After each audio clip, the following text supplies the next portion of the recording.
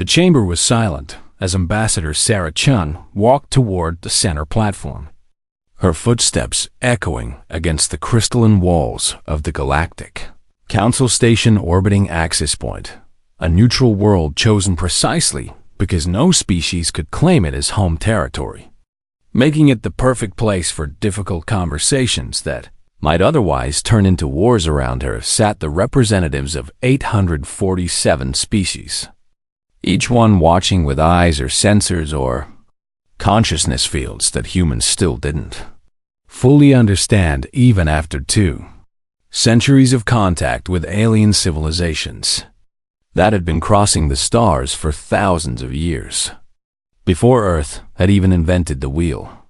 At the heart of the chamber floated the war engine, a sphere of dark metal 20 meters across, covered in symbols that shifted and changed as it processed information at speeds that made quantum computers look like children counting on their fingers. This was the artifact everyone had come to see, the ancient machine that promised to change everything about how the galaxy understood power and conflict and the delicate balance that kept hundreds of worlds from destroying each other. "The engine will now process the final species," announced Counselor Vex 7, its mechanical voice carrying no emotion as befitted a being that was itself a machine, though one far younger and less sophisticated than the ancient construct floating before them, all like a dark star pulling everything toward it with the gravity of its importance. Jin felt her heart beating faster, but kept her face calm, aware that dozens of species were reading her body language, her heat signature, the chemical markers in her breath. Hiding anything from this assembly was impossible. So she had learned to simply be honest and let them see that yes, she was nervous.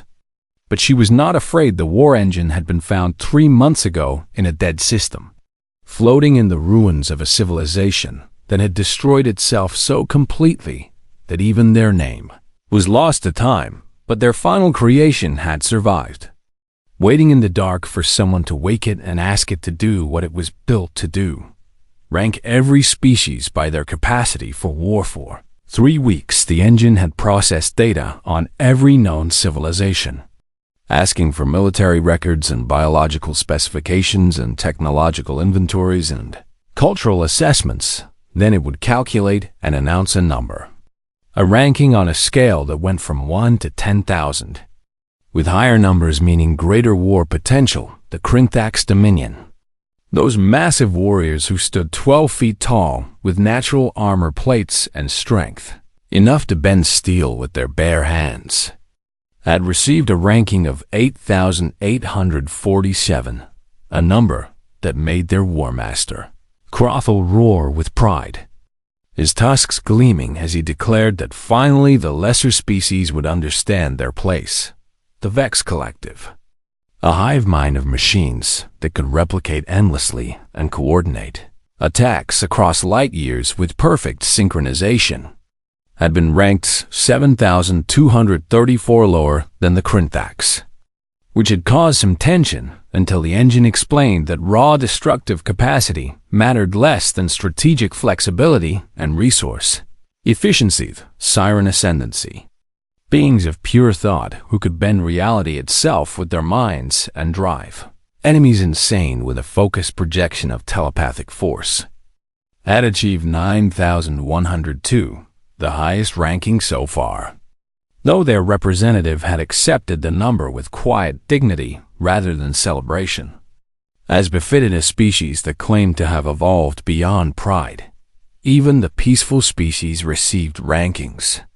The Ulari philosophers, who hadn't fought a war in 6,000 years, were ranked at 4,900.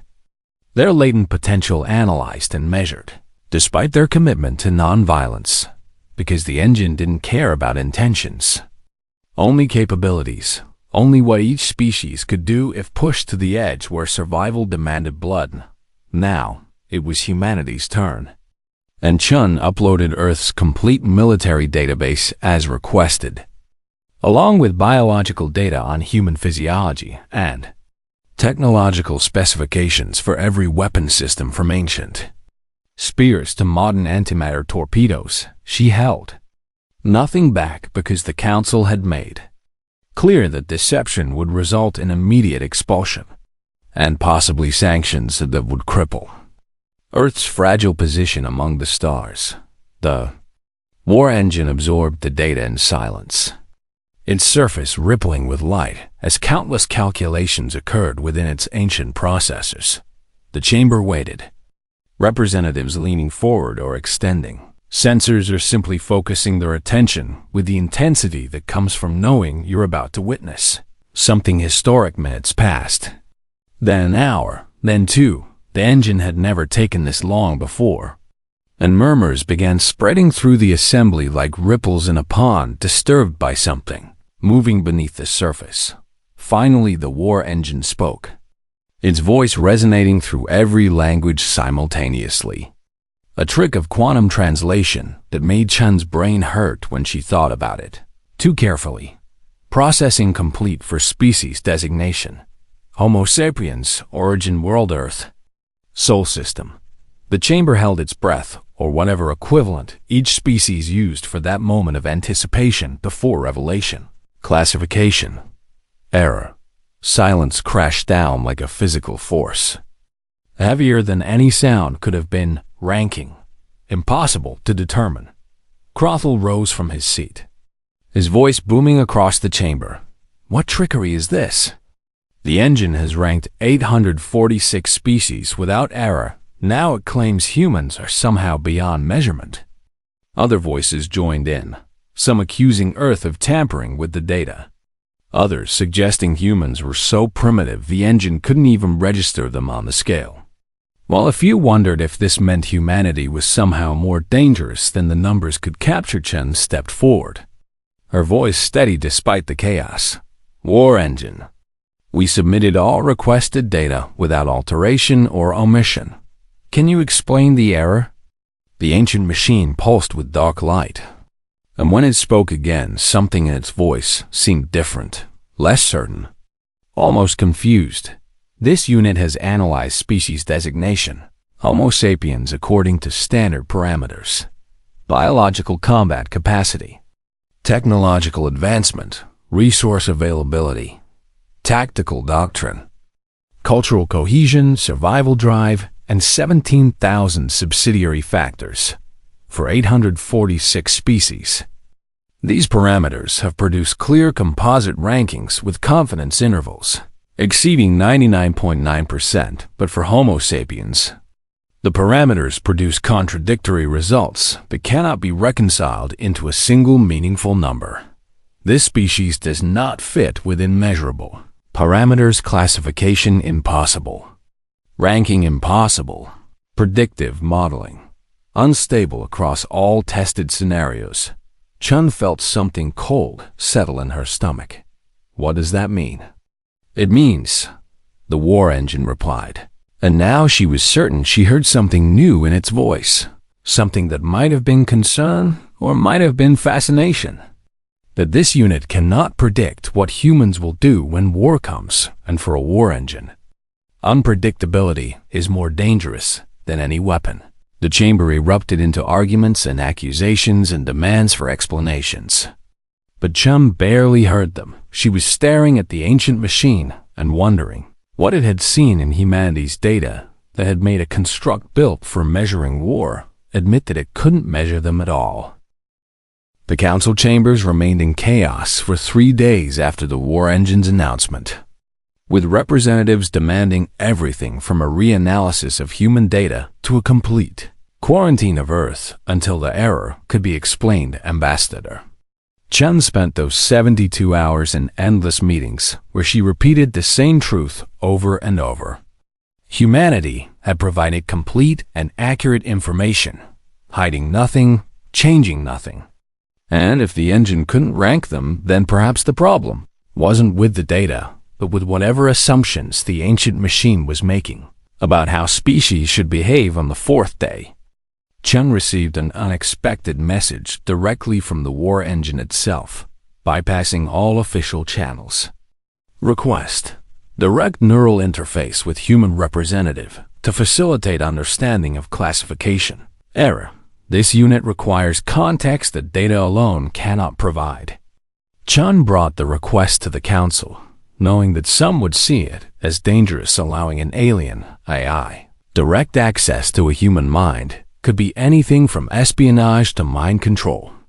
And Earth's government had strict protocols about such things, but she also knew this might be their only chance to understand what the engine had seen in humanity's records that had broken its perfect track record of measurements. Counselor Vex 7 reviewed the request with the mechanical precision of its kind.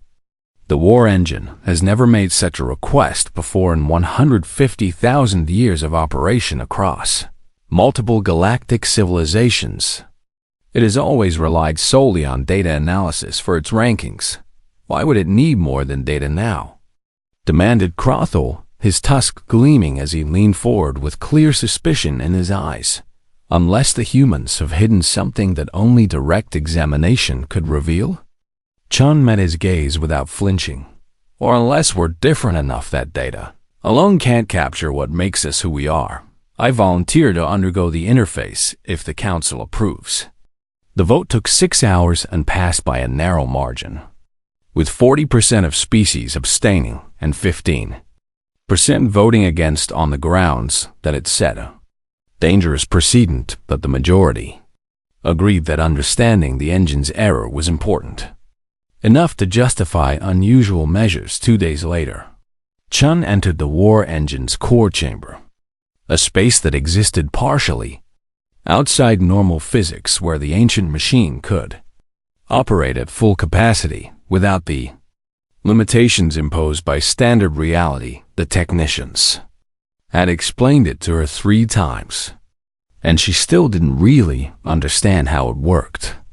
Only that she would be safe as long as she stayed within the marked boundaries and didn't try to touch anything without permission. The war engine manifested itself to her perception as a vast library, endless shelves stretching in all directions, containing the recorded histories of 847 civilizations. But when she looked closer, she realized the books were alive, shifting and updating themselves as new data flowed in from across the galaxy. Welcome, Ambassador Sarah Chun. The engine's voice surrounded her like water, coming from everywhere and nowhere. This unit appreciates your willingness to undergo interface direct neural contact will allow more efficient processing of contextual variables that standard data formats cannot adequately capture. What do you need to know? Chun asked, trying not to think about how strange it felt to be standing in a place that wasn't really a place, talking to a machine that was analyzing her thoughts as she formed them. This unit requires understanding of human warfare psychology, the engine replied. And suddenly, the library around them changed. The shelves disappeared, and they stood on a battlefield. But Chen immediately recognized it wasn't real. Just a simulation built from historical records. She saw human soldiers fighting each other. Not aliens, but other humans, and the engine's voice provided context. Species designation Homo sapiens has engaged in continuous warfare for the entirety of recorded history. 10,000 years of organized violence against members of the same species. Most species in this unit's database fought wars during their development period. The engine continued as the scenes around them shifted through centuries of human conflict.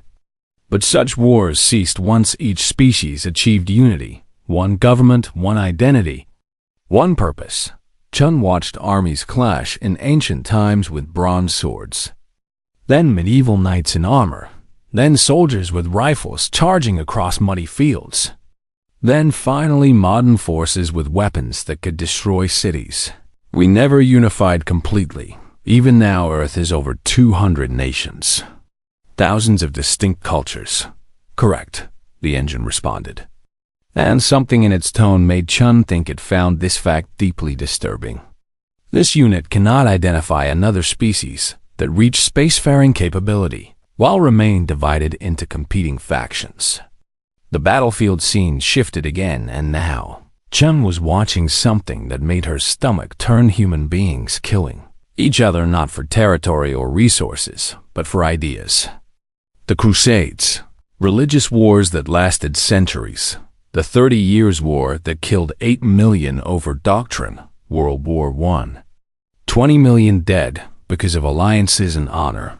This unit does not understand, the engine said. And Chun realized with shock that the ancient machine sounded almost confused, an emotion she hadn't thought it capable of experiencing. These wars achieved no evolutionary advantage. They consumed resources without gaining territory. They killed breeding populations without eliminating rivals. Why did your species engage in self-destructive behavior on such massive scales? Chun took a deep breath, trying to find words for something she'd never had to explain to a non-human intelligence.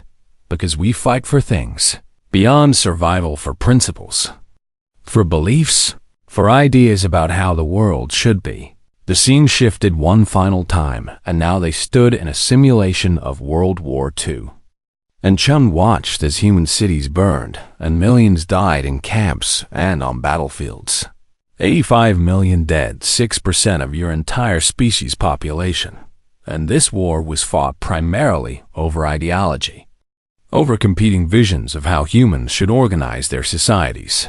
Yet your species survived, the engine observed.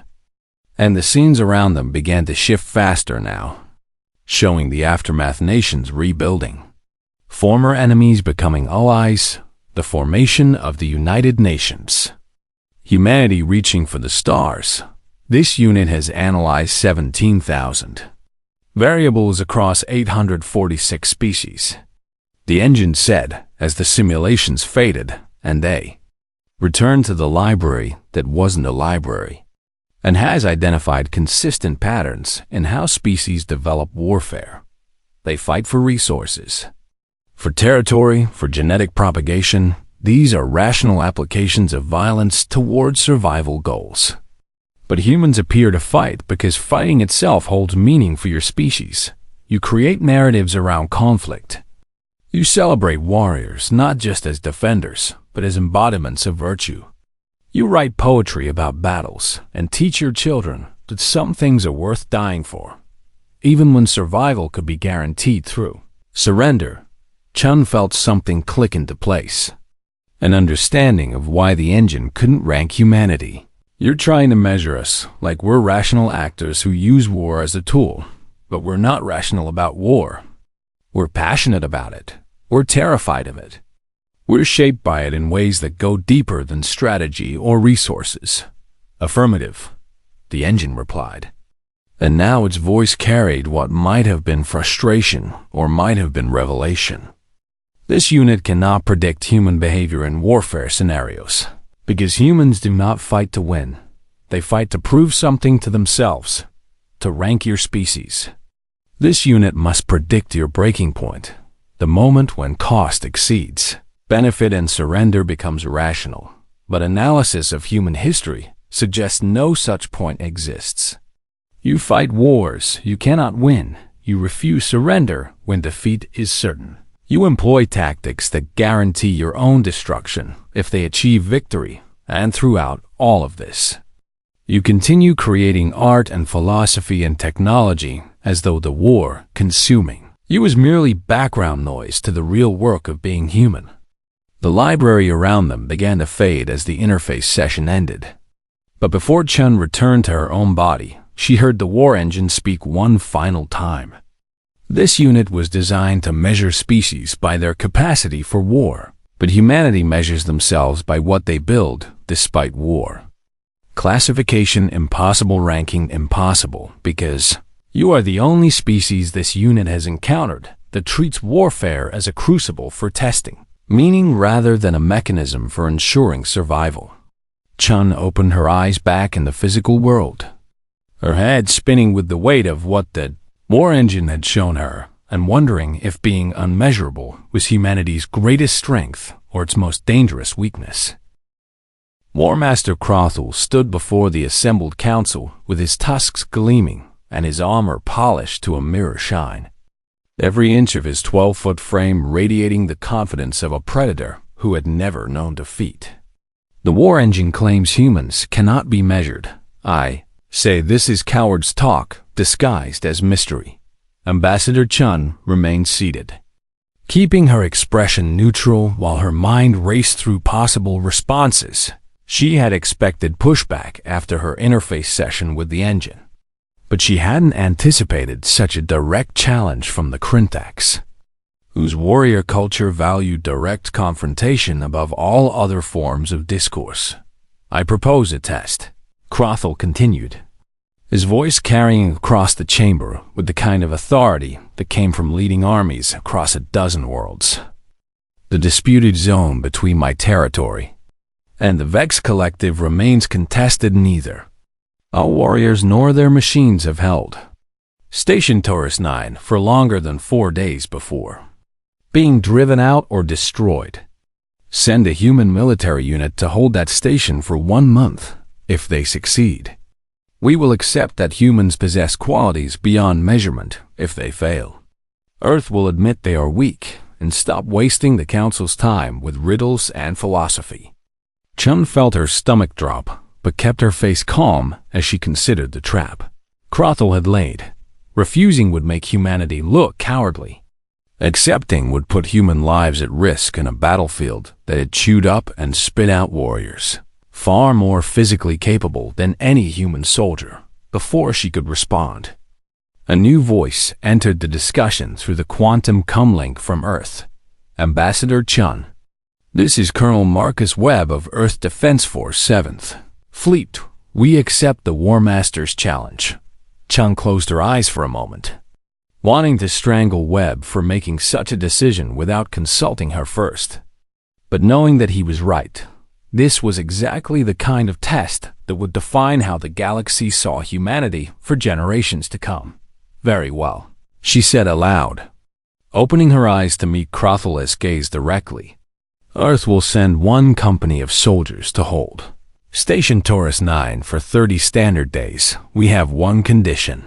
All parties will observe the test through neutral monitoring drones. No interference from any species, unless the humans request extraction. The Council voted to approve the test within the hour, with most species viewing it as entertainment rather than serious military assessment. After all, what could 150 humans do that 300 Krintax warriors or 5,000 Vex combat drones had failed to accomplish? 3 weeks later, Colonel Marcus Webb stood on the command deck of Station Taurus 9, a structure that had been built by some long-forgotten species as a refueling depot but now served primarily as a choke point that controlled access to 3 resource-rich systems. Whoever held this station could project power across an entire sector, which was why both the Krintax and the Vex wanted it badly enough to keep throwing forces at it. Despite the horrific casualty rates, Webb was 47 years old with gray in his hair and scars on his hands, from a career spent in conflicts most civilians never heard about. He'd fought in the resource wars on Mars, survived a 3-day battle in the asteroid belt, and led peacekeeping operations in a dozen systems where peacekeeping was a polite word for keeping humans from killing each other over rocks floating in space. His company consisted of 150 soldiers, handpicked from various Earth military branches. Not the biggest or strongest or fastest, but the ones who understood that surviving a fight mattered more than winning it cleanly, and that sometimes the difference between victory and defeat was simply being too stubborn to quit when any rational person would retreat. Sir, we're getting scanner readings on incoming hostiles, reported Lieutenant Sarah Morrison from the sensor station, her voice calm despite the implications. 300 Krintax warriors in standard assault formation. Estimated arrival in 20 minutes. Webb looked at the tactical display showing the station's layout. A central hub with 4 extending arms, each one 200 meters long and offering multiple defensive positions or death traps depending on how you use them. Right on schedule. They want to test us while we're still setting up. Probably figure we'll be disorganized and easy to sweep aside. Do we engage at maximum range? Asked Morrison, her hand hovering over the weapons console. Negative, Webb replied, his mind already running through scenarios and contingencies. Let them get close. I want them to see us, to think they understand what they're facing. Then we'll show them that humans don't fight the way they expect. The Krinthax assault began with typical precision. Their warriors advanced in coordinated groups, using overlapping fields of fire and mutual support tactics that had been refined over thousands of years of warfare. They were magnificent to watch, each warrior moving with lethal grace despite their size.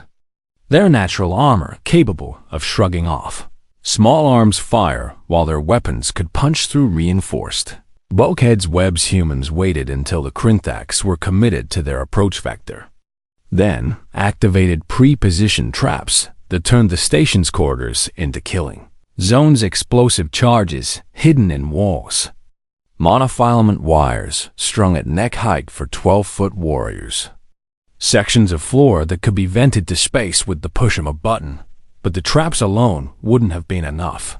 The Krinthax were tough and adaptable, and they pushed through the initial ambush with acceptable losses. What they weren't prepared for was the psychological warfare that followed. Webb had ordered his technical specialists to hack into the Krinthax battle frequencies and broadcast their own war songs back at them, but distorted, slowed down, turned into something that sounded like mockery of their most sacred traditions. It wasn't physically harmful, but it was enraging.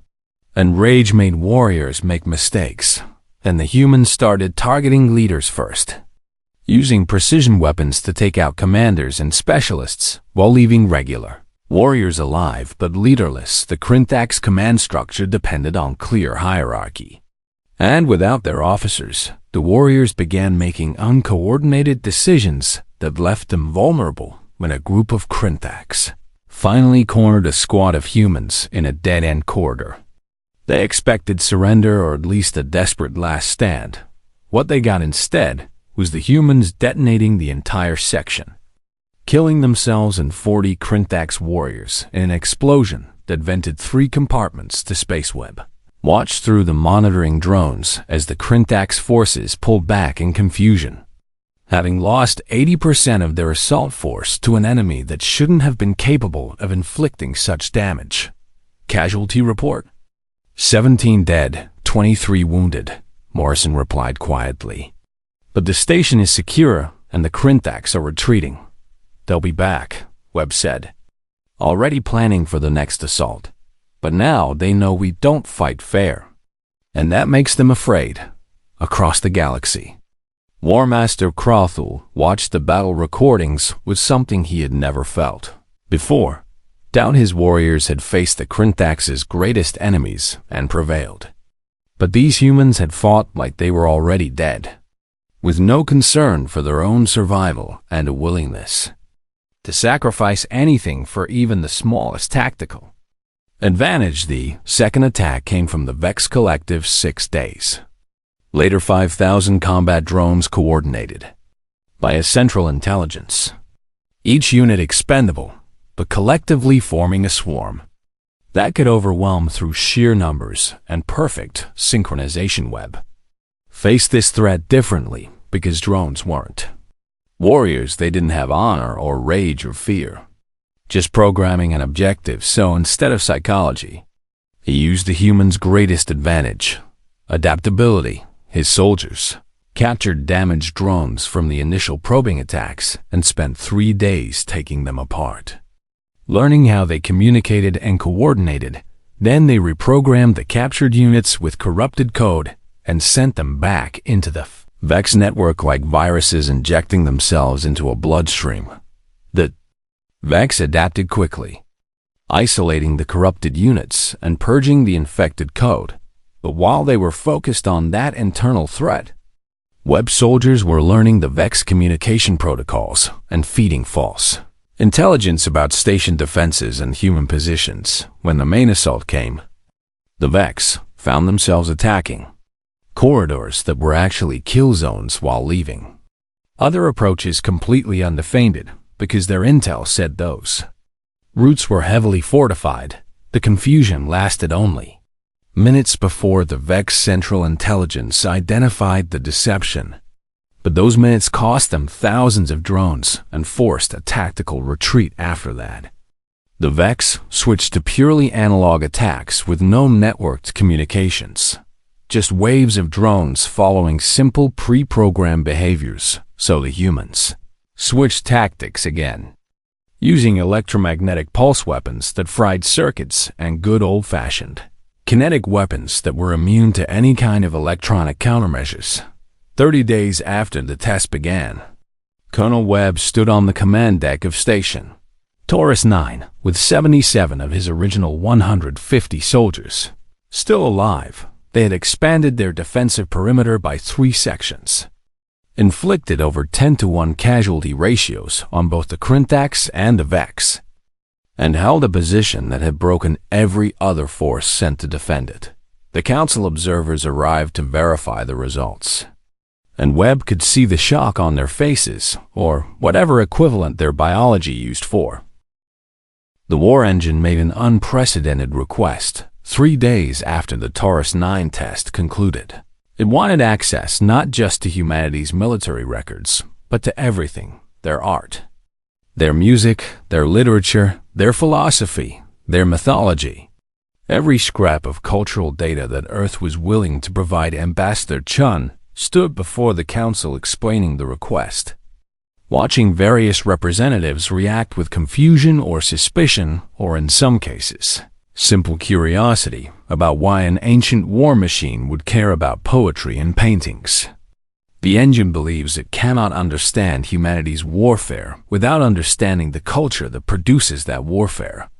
This is absurd, Crothall rumbled from his seat, though his objection carried less force than it might have before his warriors failed to break the human defenders at Taurus 9.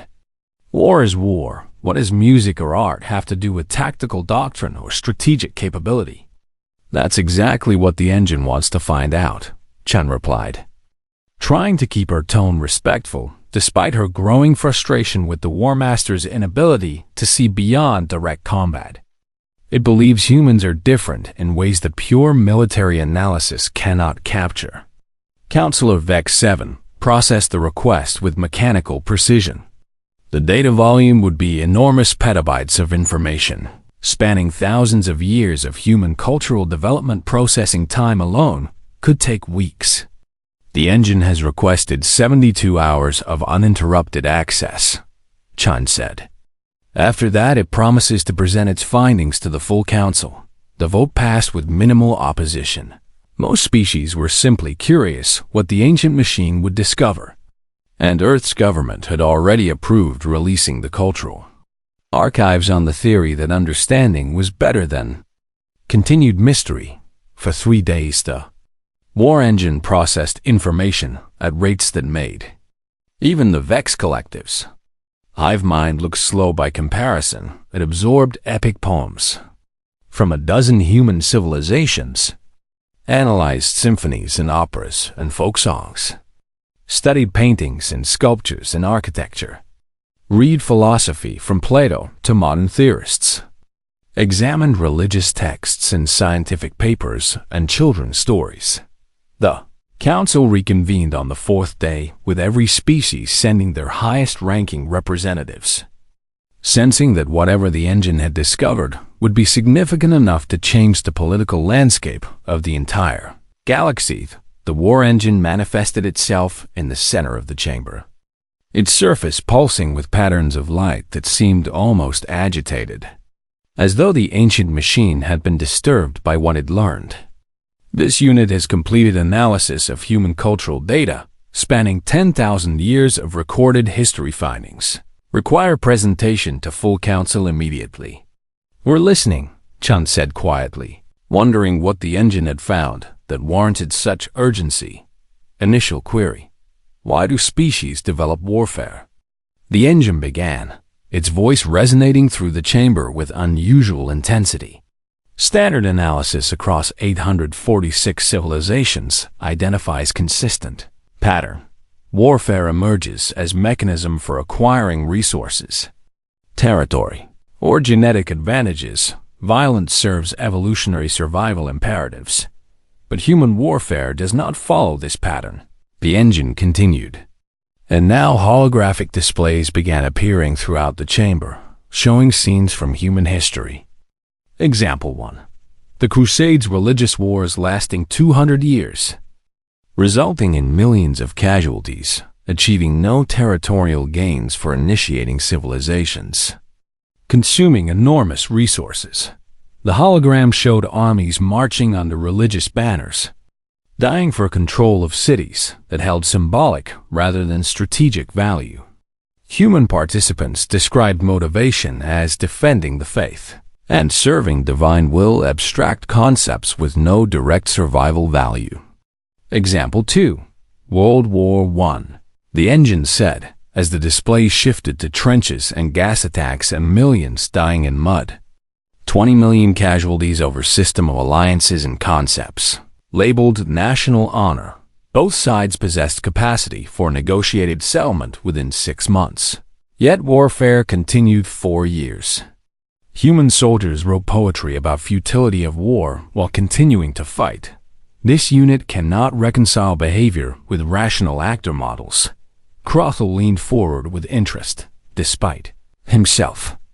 What are you saying, engine? That humans are irrational? Negative, the engine replied. This unit is saying that human rationality operates on different parameters than previously encountered. They fight not just to survive, but to prove something about themselves to themselves. The display shifted again, showing World War II and the Holocaust and atomic bombs falling on cities. Example 3. Ideological warfare resulting in 85 million casualties, 6% of total human population fought primarily over competing visions of how society should organize itself.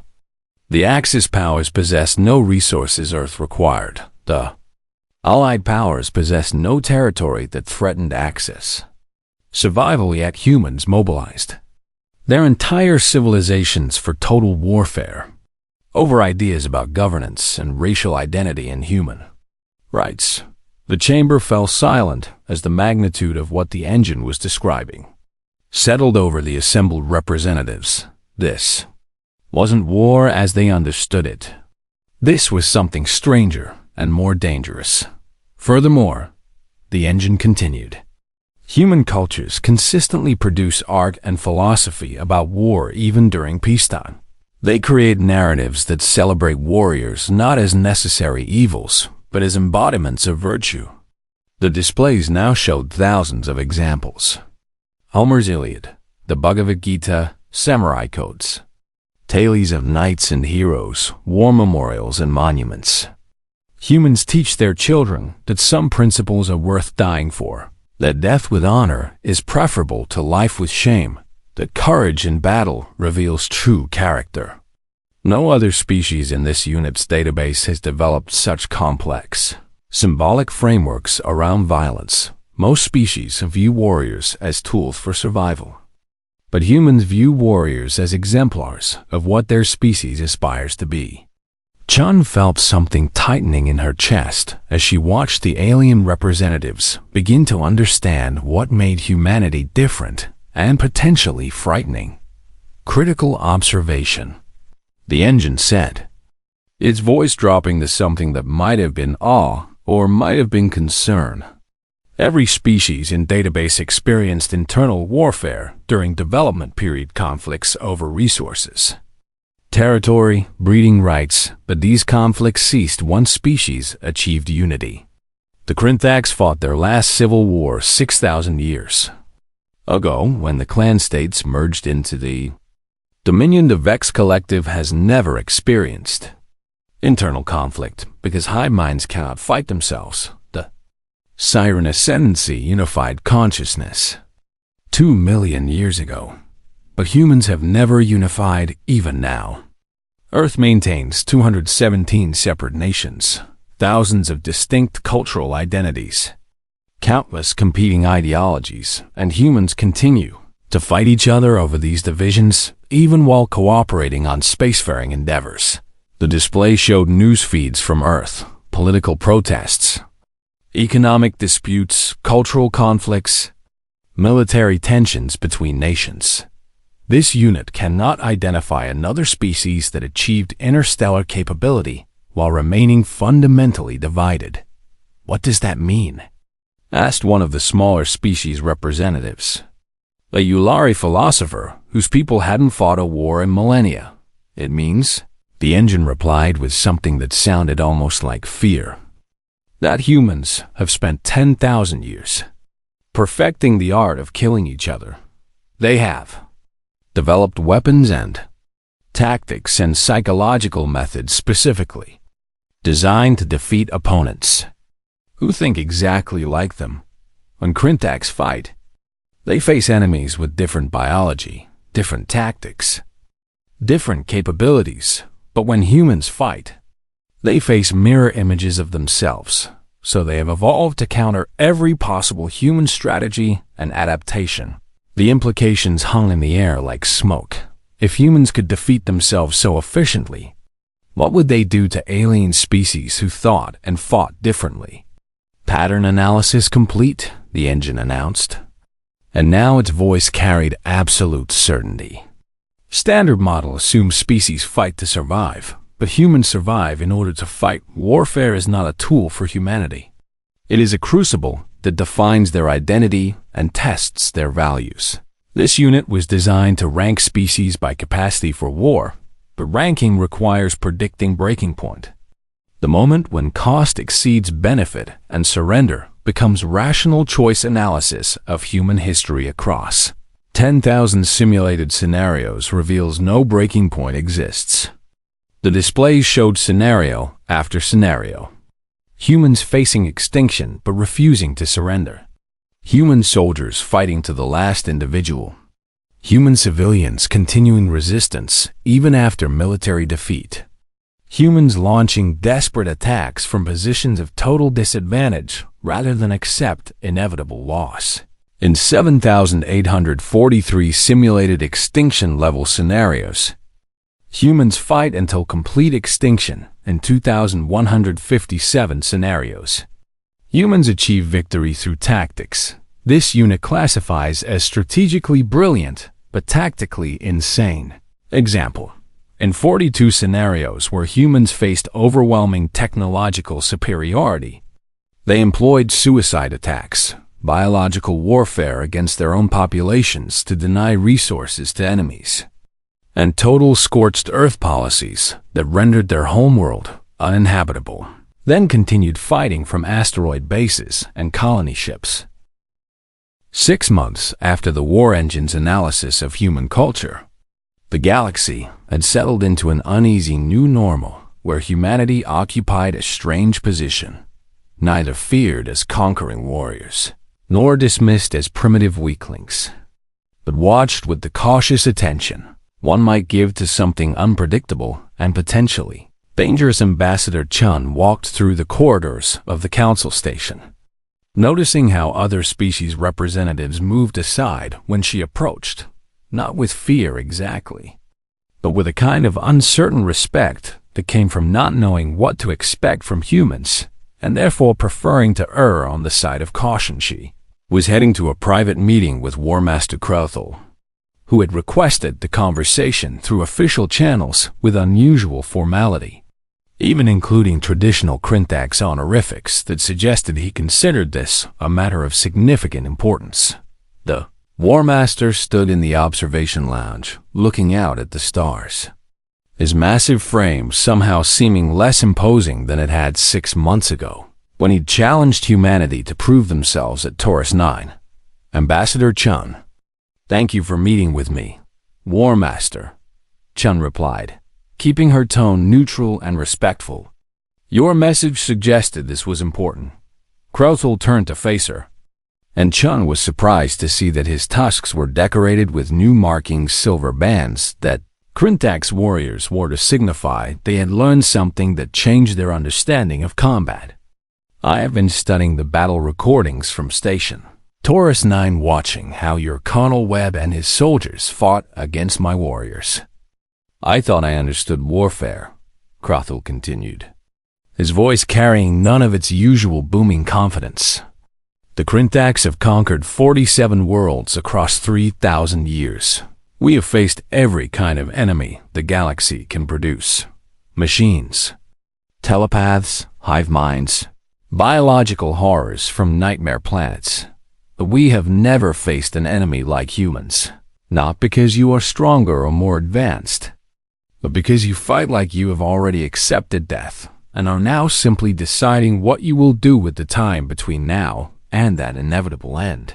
Chun considered her response carefully, aware that this was a significant moment. The war engine tried to explain it. We don't fight because we love war. We fight because we refuse to accept that anything is impossible. I understand that now, Crothall said. And Chun saw something in his eyes that might have been respect, or might have been something closer to recognition. When my warriors cornered your soldiers in that dead-end corridor, and those humans detonated the entire section rather than surrender, I felt something I have not felt in decades of warfare. Genuine fear. Not fear of death. Krintak's warriors embrace death in battle as the highest honor, but fear of an enemy that values victory over survival, that will sacrifice anything, including themselves, for even the smallest tactical advantage. The War Master paused, seeming to gather his thoughts. If there is ever a war the Krintaks cannot win, I hope humanity is on our side, because I would rather have you as allies than face you as enemies.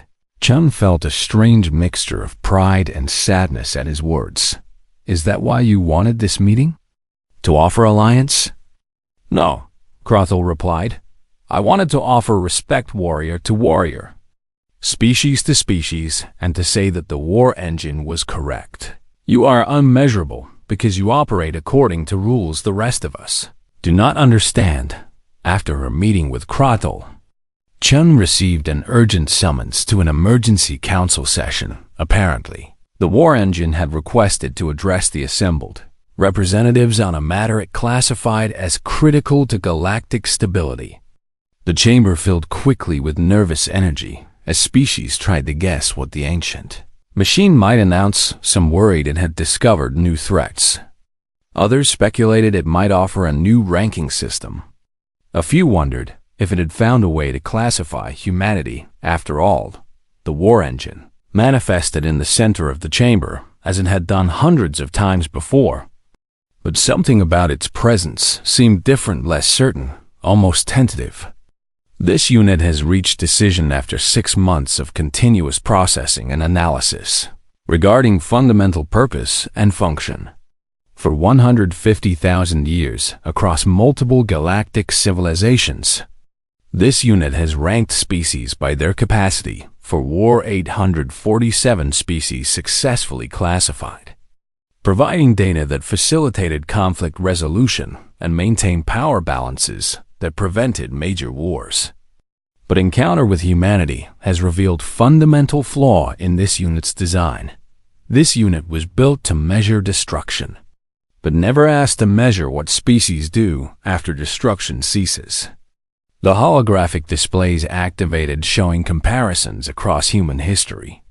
Cities destroyed in World War II, then rebuilt within decades. Enemies like Japan and Germany becoming allies with the United States. The formation of the United Nations.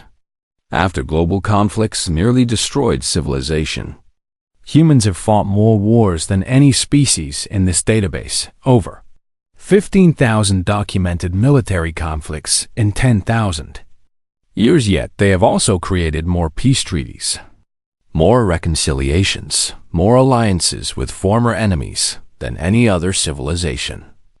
Every human war produces art and philosophy questioning.